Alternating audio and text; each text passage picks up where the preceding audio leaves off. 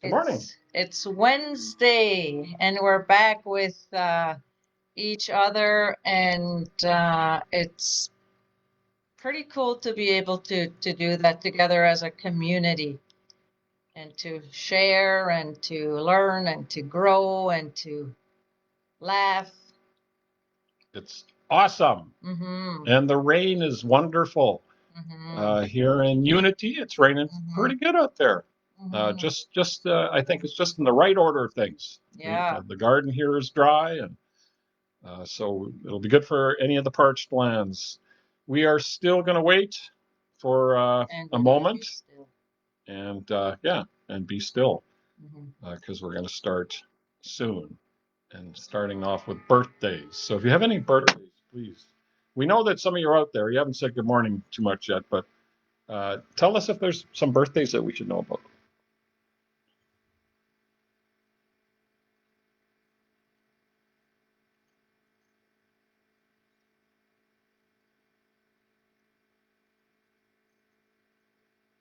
I can say this quietly while we're being still and quiet. We're looking out the window here, and it's beautiful to see the raindrops falling on the green leaves. It's so beautiful.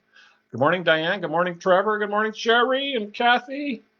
And Eileen, you're just sneaking into the scroll here, Eileen. So can't quite see. Yeah. There you are. Hi, good morning. Landon. Yeah. Yeah. Yes, Sherry. Thank you. Thank you.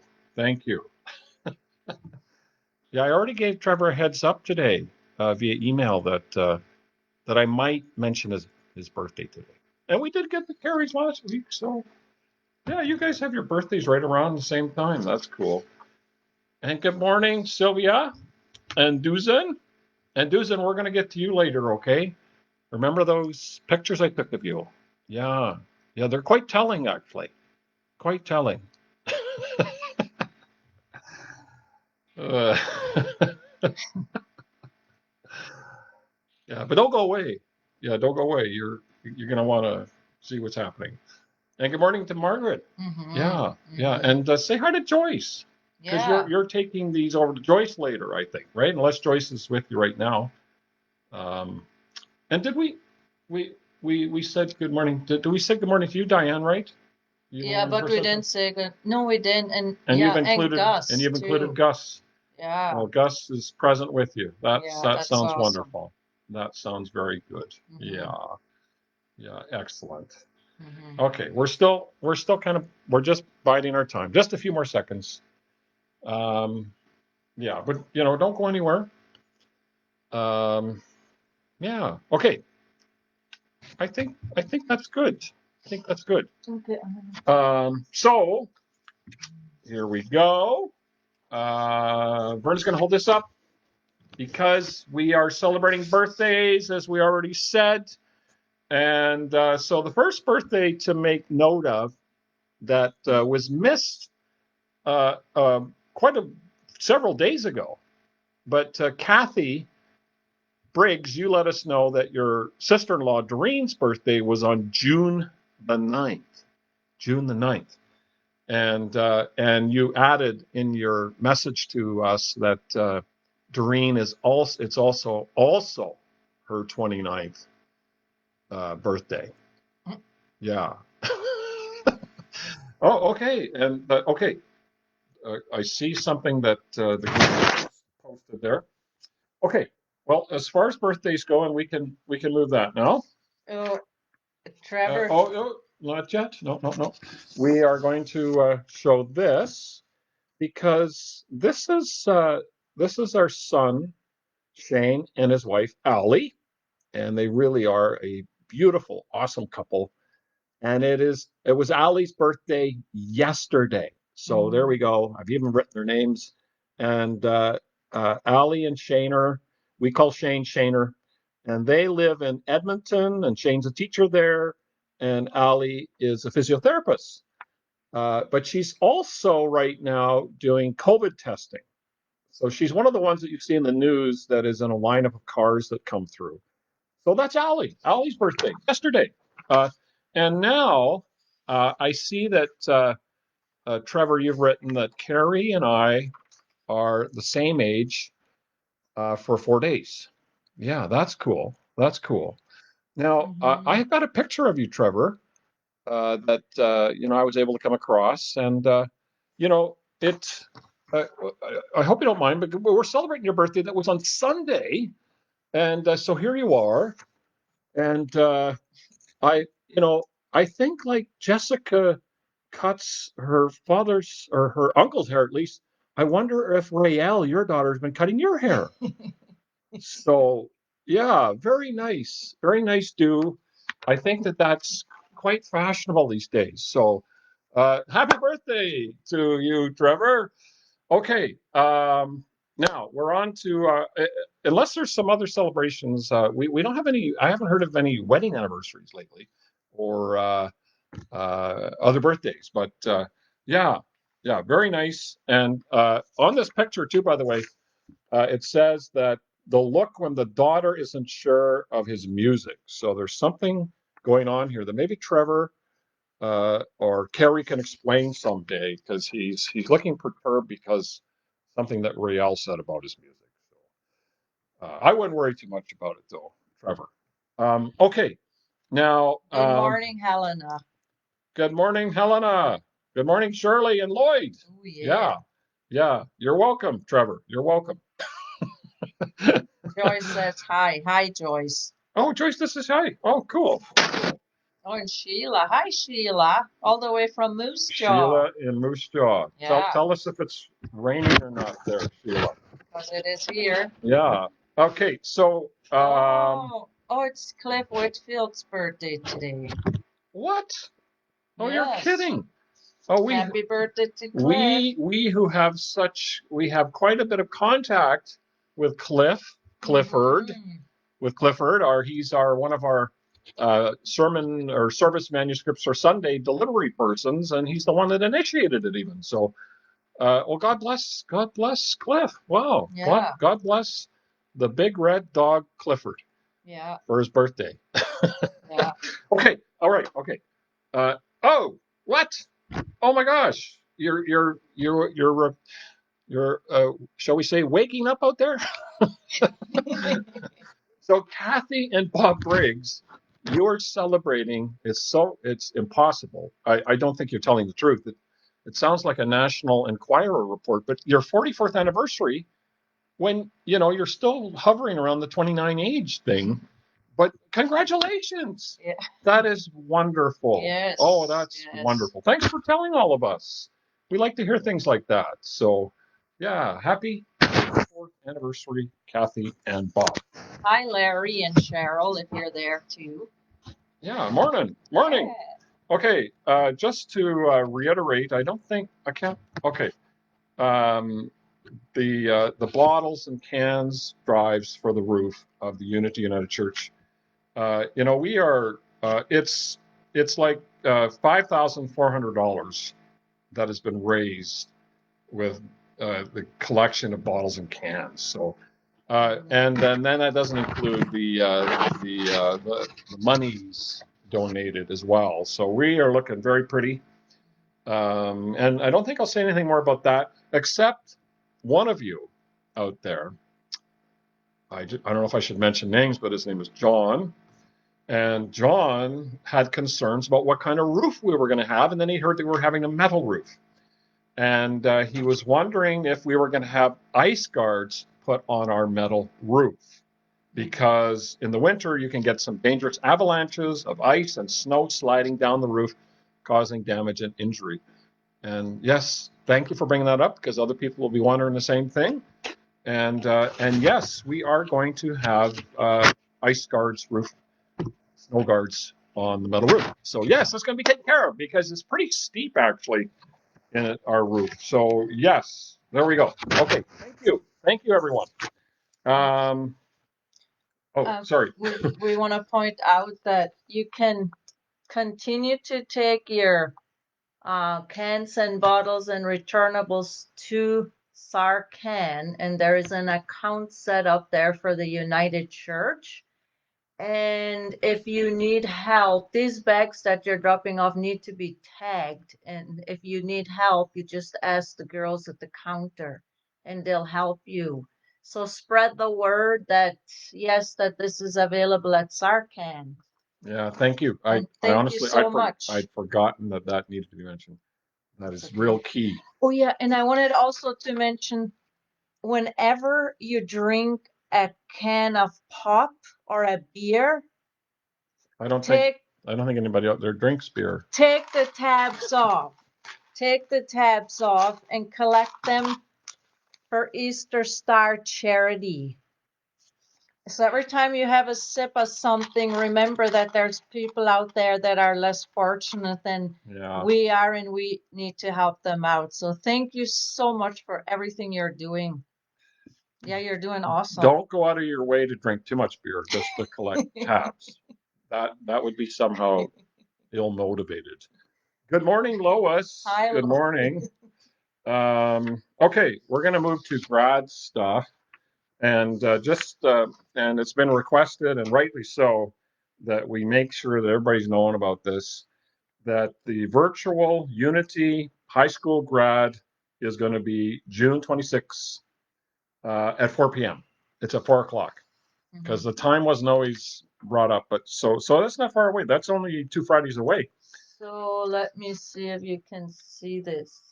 Yeah. 2020 high school grad, the virtual grad is at 4, and then the parade is at 7. And everybody needs to come outside and cheer on these grads. They think they're having a weird year, but let's show them that this is not actually a weird year. This is a year of all kinds of different opportunities to do things in a different way.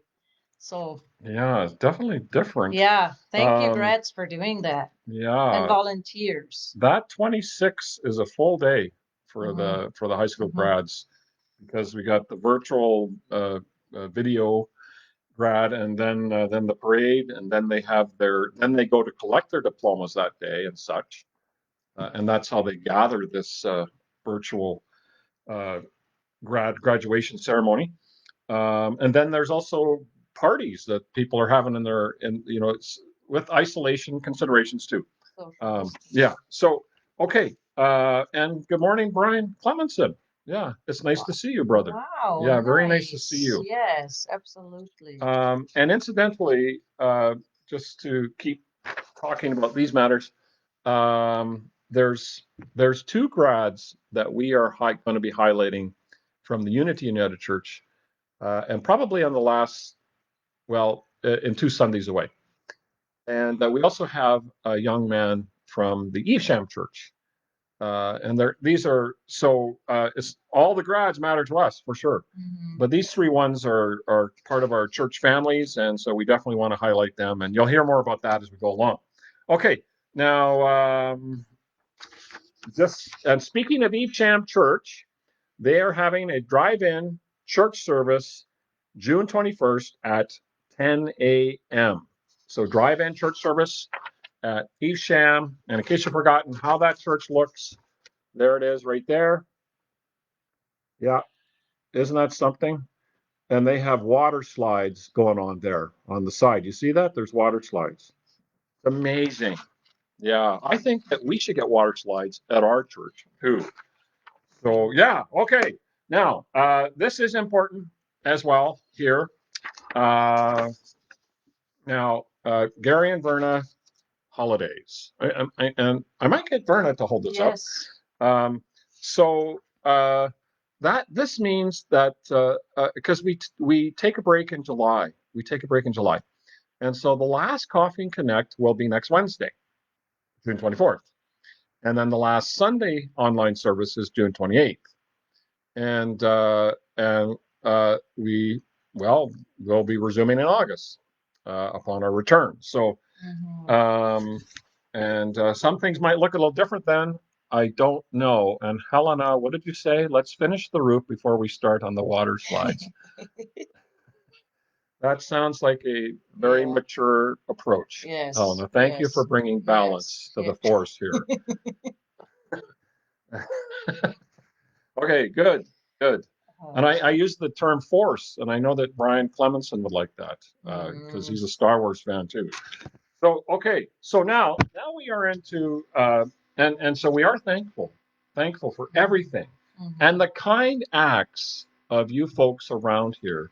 And so we're going to highlight one very kind act is Sharon Cummings came by just yesterday, and Bob, her hubby, had been out fishing.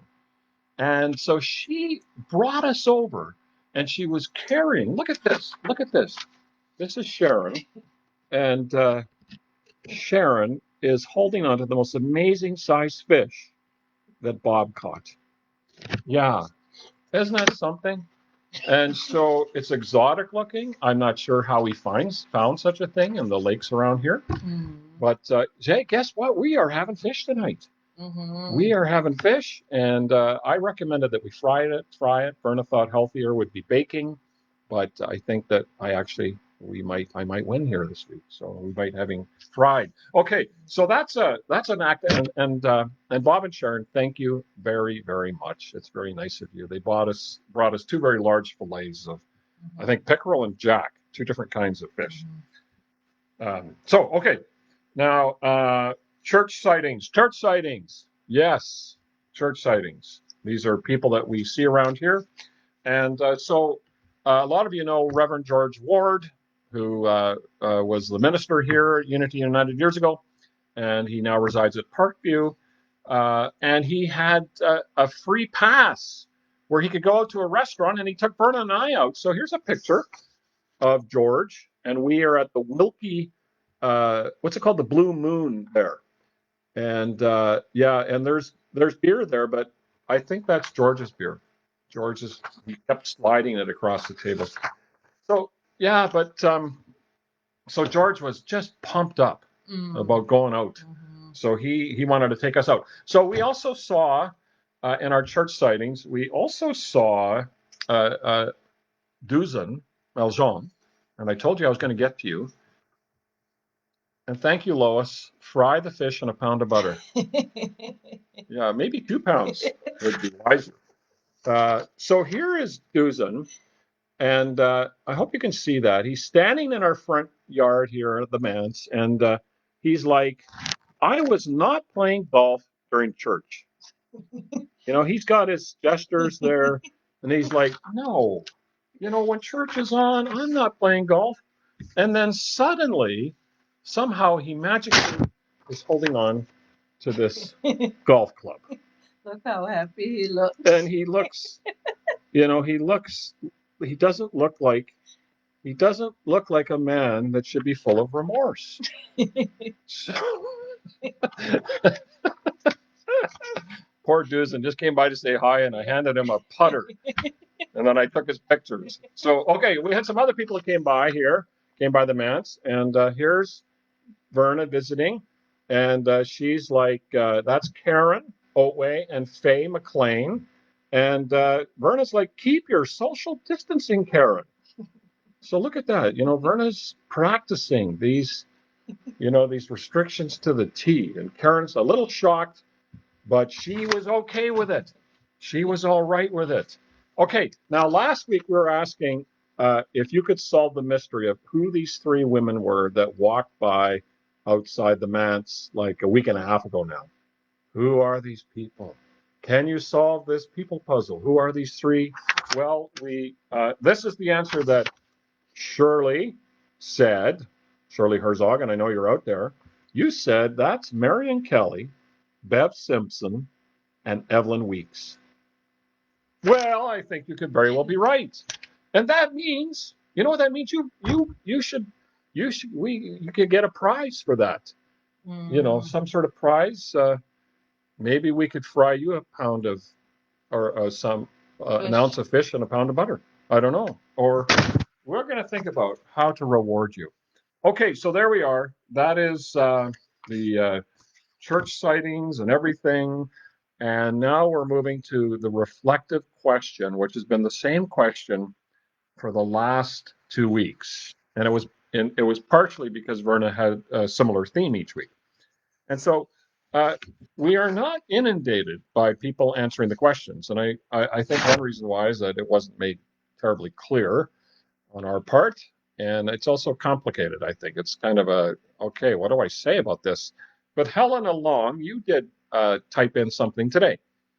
And so, in what ways can we personally stand up for social justice? That was the reflective question the last 2 weeks. Then. And there was other of you that answered too, right? That we brought up last week and such. But Helena, you said that it is so very hard to know what we can do. Yeah, that you start that very wisely. It is so very hard to know what we can do living in our small, relatively isolated corner of rural Saskatchewan. But everyone can learn, listen to stories from the other side, and always be kind to everyone without expectation. And don't jump to conclusions about anyone simply based on their appearance. Mm-hmm. Yeah, thank you, Helena. Yeah, I think you covered it all extremely well. Yeah, yeah. I was watching a program. Actually, Verna and I watched one together, and I watched another one later. Where one later was where psychologists talking about how we need to, if we're white, we need to recognize that we do have, generally speaking, we have a privilege being white. We have privileges. And it's not always exactly like that, but this is what this psychologist was arguing towards. And yeah, so you know, with our economy and we're not as looked down as readily by the law enforcement, I think. But it's so complicated. I'm just throwing out a few quick thoughts. So, okay. This week's reflective question is this. Are you listening? uh, because summer is here on Saturday, officially. Um, and hey, summer is coming, even in the midst of all this COVID pandemic, which is greatly affecting our July, by the way. And we know we're not the only ones, but anyway, the question is, what's one way for you? What's one way we're asking? Can you look after yourself this summer? What's something that you can do? At least one thing you could share with us that you can do for yourself. It's okay to be kind to ourselves and to gift ourselves and have self-compassion. We're not talking about being self-centered and selfish here. We're talking about acts of personal kindness towards ourselves. Treating yourself like you would your best friend. That's what we're talking about. And that's a good approach to take. Yeah. And sometimes our best friend needs to correct oneself. So yeah. So it's all those things. Yeah, and Sherry suggested that um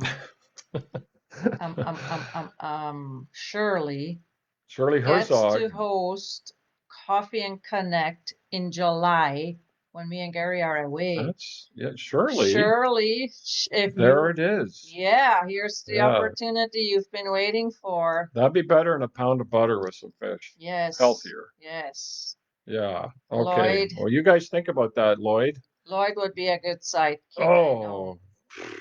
Although there's no sidekicks. We're just equal kicks. Well, yeah, I guess so. We're each other's sidekicks. We're equal kicks. We're mutual. We're in okay, so on that note, Verna is going to share her weekly reflection, and she spends a lot of time. We both do preparing what we hopeful will be meaningful for you folks, and we're like I always tell people, we're just one beggar telling other beggars where to find their bread.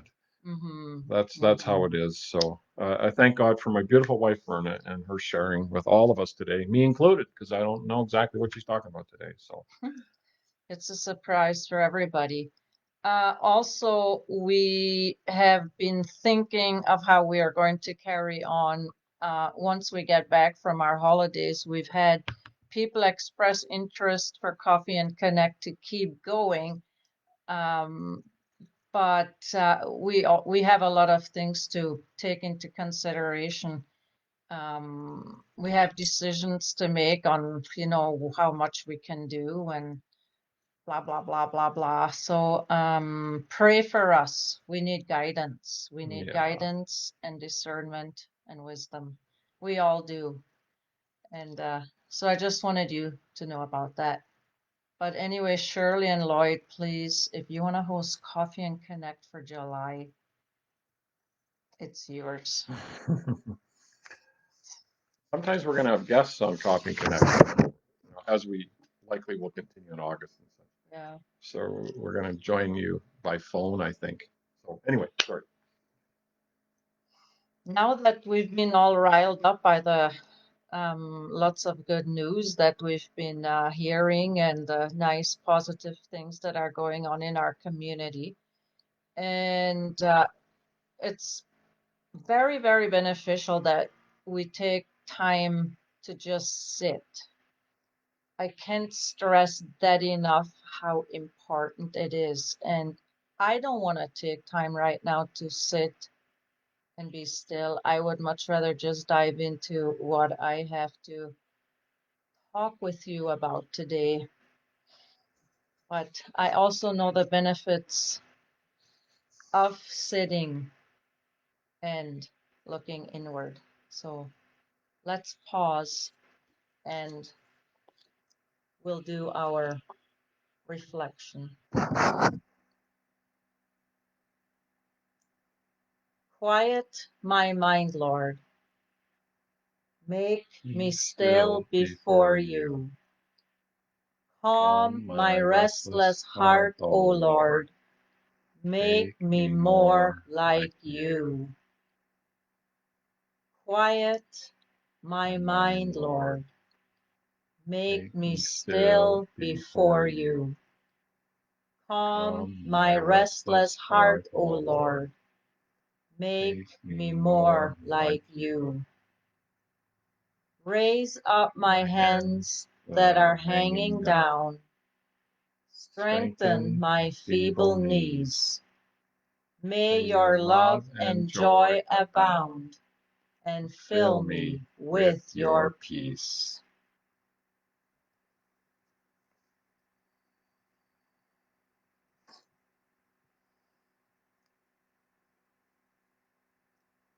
I recently ordered a book called The Rhythm of Compassion.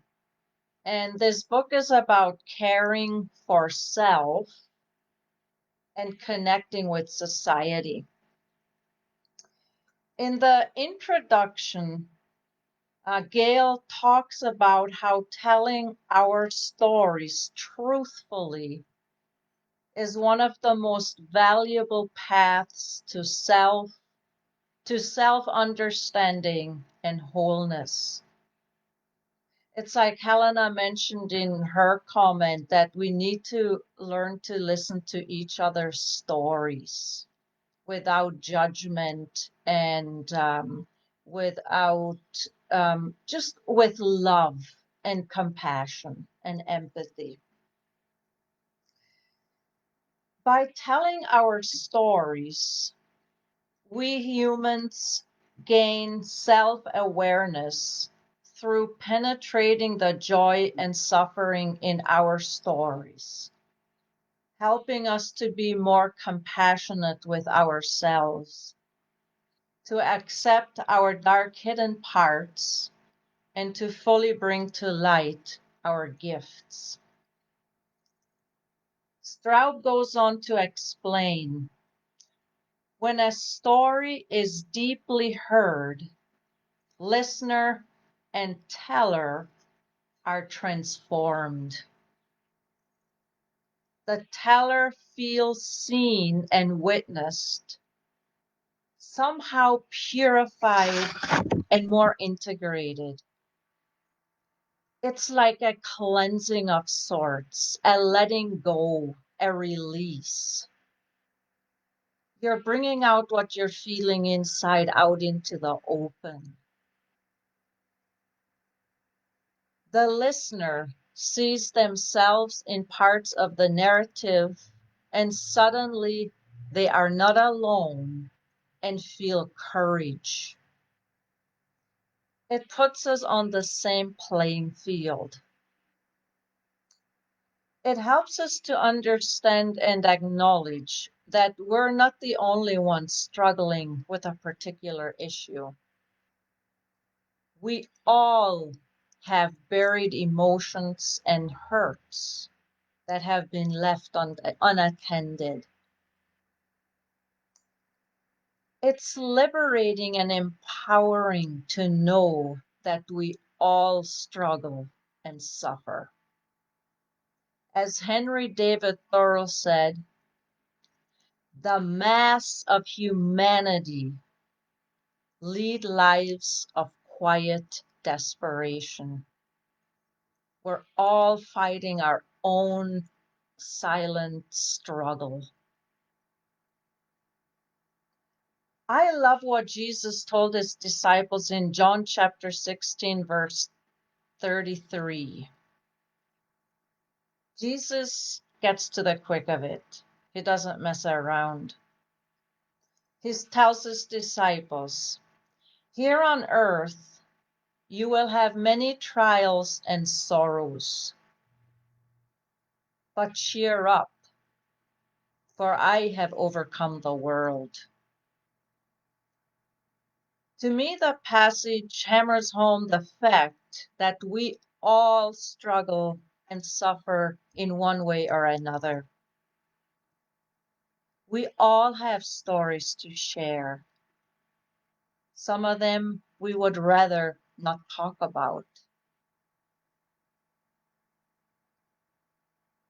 Jesus is also telling us when he says, I have overcome the world. He's saying, you can do the same.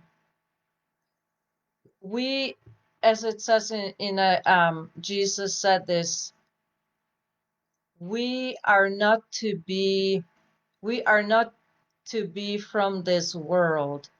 Now, how does it go? Do you know how that passage goes?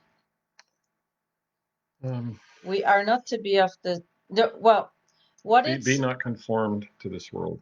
Yes. Yeah.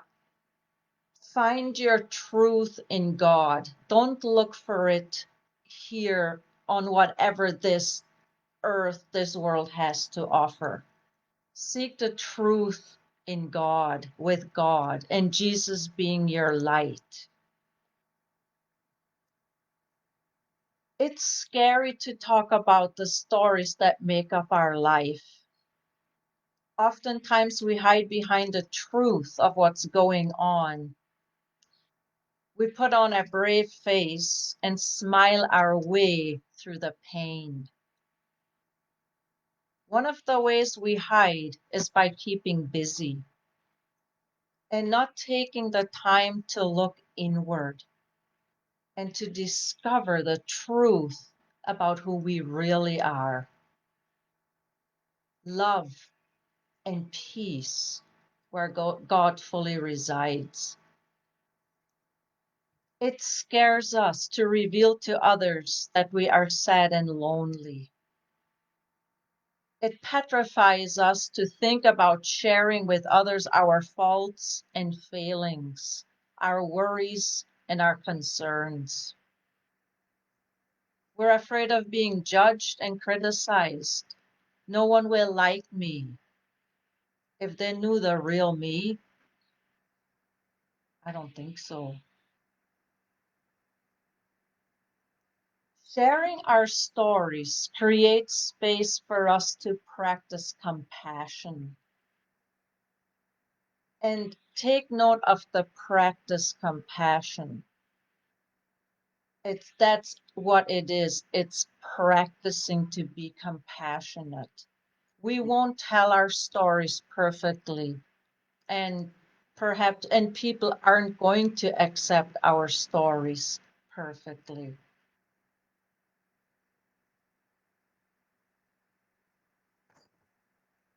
It scares us. We're afraid to be judged and criticized. And there are a lot of conversations happening about the weather, our favorite sports teams, what's happening in other people's lives, or what a jerk our neighbor is.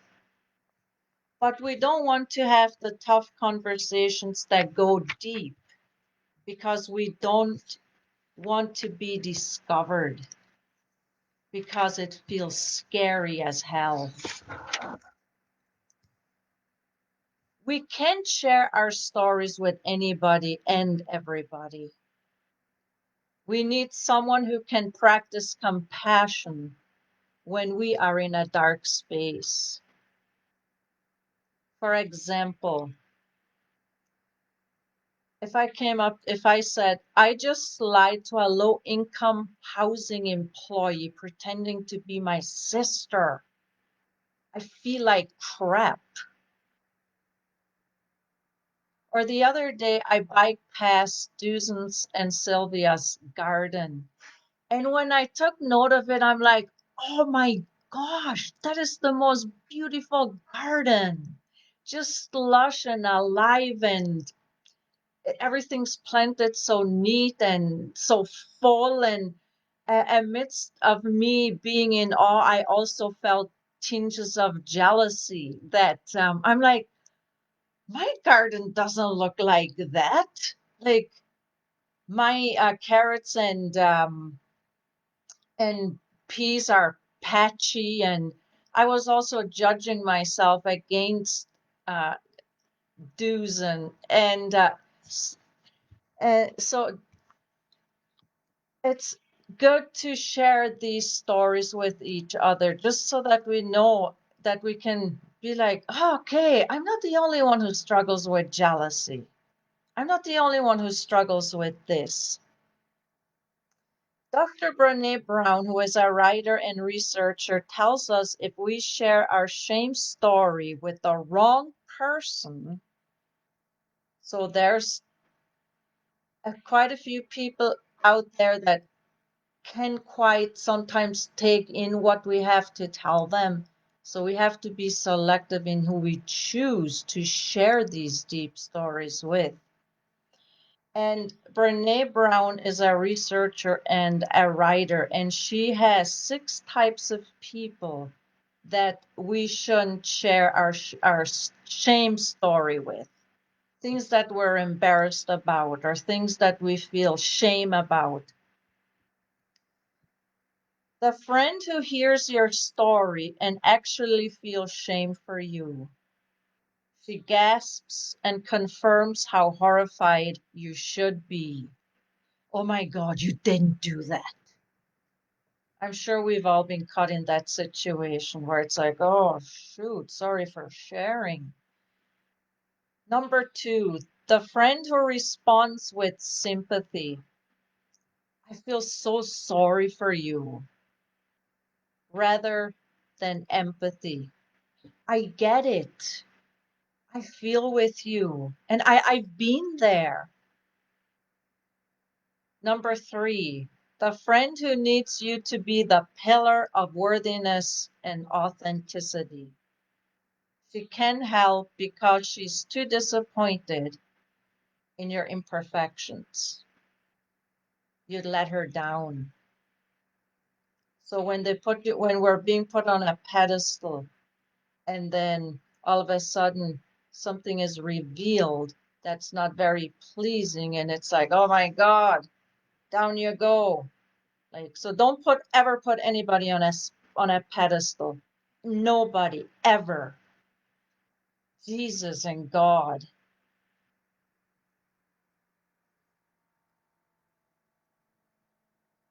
Then the friend who is so uncomfortable with vulnerability that she scolds you. How did that happen? What were you thinking? Or she looks for someone to blame. Who's that did that to you? I'm going to go beat him up. A friend who is all about making it better and out of her own discomfort refuses to acknowledge that you can actually be crazy and make terrible choices. Like, you're exaggerating. It wasn't that bad. Or, you rock. You're perfect. Everybody loves you. The friend who needs you to be the pillar of worthiness and authenticity. She can't help because she's too disappointed in your imperfections. You'd let her down. I think we've probably most likely been affected in by each of these scenarios in our life. Here's number 6. The friend who confuses connection with the opportunity to one-up you. Ah, that's nothing. Listen to what happened to me one time. So they just want to always be one, like be better than you.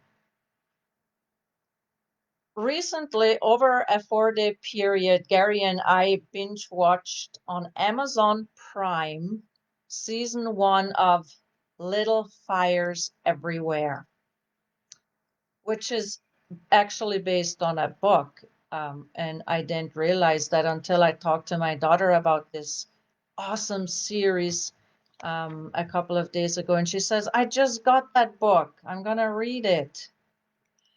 I recommend this show to everyone and anyone. Maybe not like little kids, it's like, but not it is jam-packed with all kinds of stories from the lives of two contrasting families who become enmeshed in a myriad of ways, both good and bad.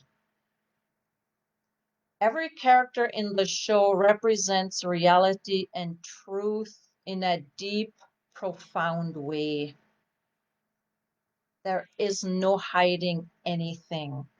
It's raw and revealing in ways that will pull you in and make it feel like you're a character from the show. The show, to me, is a great teacher in how to have hard conversations. Here's one scene I want to share with you. And this is Mia, who's an artist, talking to Izzy, who's a rich kid. We all have parts that scare us, parts we are afraid to look at, parts we run from because we're too scared to look at them. But we cannot not look at them, and we cannot not say it. We need to own our stories that are a part of the bigger picture. We are called to be authentic and real with each other. That's how we learn and grow into more wholehearted and courageous people. And it's also good for your brain, your psychological part of us. It sets us free to live a life of joy and wholeness, aligning mind, body, and soul. Galatians 6, verse 2. Carry each other's burdens, and in this way fulfill the law of Christ. Let's be trusting, kind, compassionate friends that we are capable of being.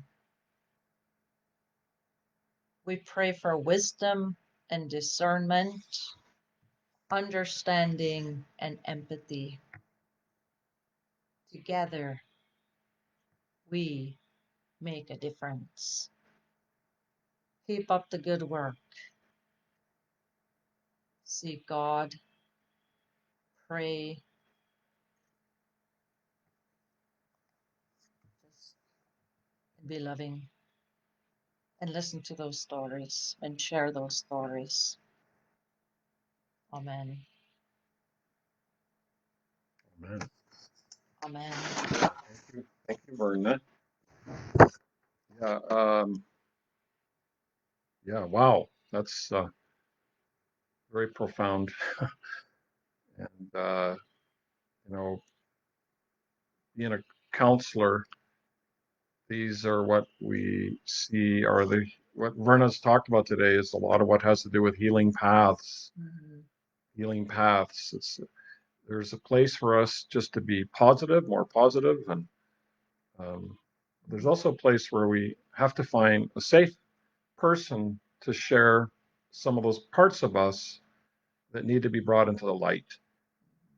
It's so true, and we uh, do what we can to practice that in our own lives. Mm-hmm. And like I often say, too, there is uh, something of this nature. I say there's somebody every day that we hear about that has got a private struggle, and we're not just talking about their health.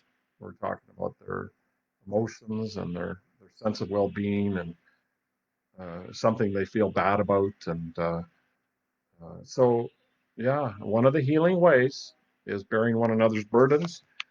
And we'll close with this here. Verna had made reference, I think, to this Bible verse. It's in Romans 12, verse 2. Do not conform yourselves to the standards of this world, but let God transform you inwardly by a complete change of your mind. Complete change of your mind. So transformation involves changing our thinking. When Jesus was telling people to repent, he was telling them that too. Change the way you're thinking. Stop looking at shallow things is one of the messages. Look at the things that really matter. And one of the ways we are going to change our thinking is by sharing what's inside of us. And I would add to that also to have fun. We have fun on purpose. It is easy to do, but it's also very purposeful. It's our philosophy. We think that there's not enough fun that goes on out there because, and again, there's always something good going on, even in our darkest shadows. And I know some of you are going through some very dark, shadowy times, but still, there is a glimmer somewhere in your lives. There's no doubt something good going on there. And we do believe that one way or another, through God's grace, God's amazing grace and love and presence, that you're going to find your way. So never ever give up because God hasn't given up on you. And thank you for joining us today. And Lord's blessings upon you. And we'll hopefully see you on Sunday. And yeah, the next couple of Sundays, and then this coming Wednesday. Yeah, and Shirley and Lloyd are out. They're not hosting in July. They're also on holidays. Understandable. God bless you. Bye bye.